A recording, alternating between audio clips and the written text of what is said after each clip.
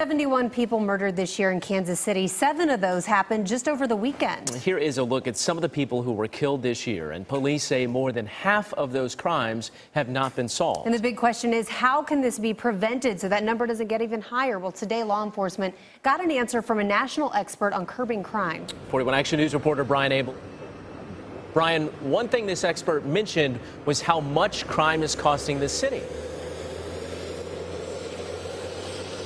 Yeah, Mike, more than $1 billion in 2013, according to the stats that Chuck Hexler showed today. He is one of the people tasked with giving policy recommendations to departments, to police departments across the country, like Baltimore in the wake of the unrest there. And he says that Kansas City, as well as any city in the country, is only one incident away from a Ferguson-like crisis.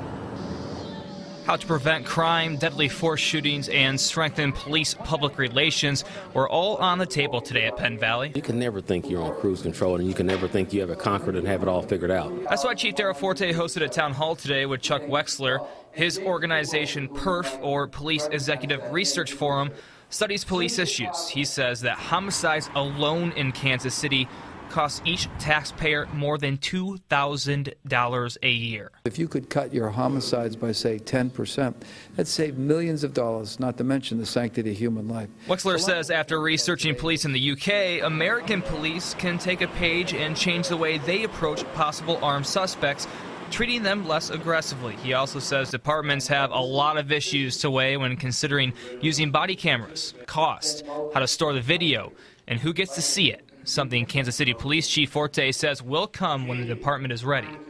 He says looking at Hexler's research is an important step in training for all police. There's things that can happen in the city that can take us back years. So again, we have to be on our best behavior, we have to be professional, we have to train our people and have high expectations. And Hexler says that Chief Forte and the Kansas City Police Department are ahead of the curve in many of the new scenarios that police are training for, such as de-escalation. What that is when officers arrive on scene, they're now being trained to calm down the situation well before it reaches a lethal point. Reporting live in Kansas City, Missouri, Brian Abel, 41 Action News.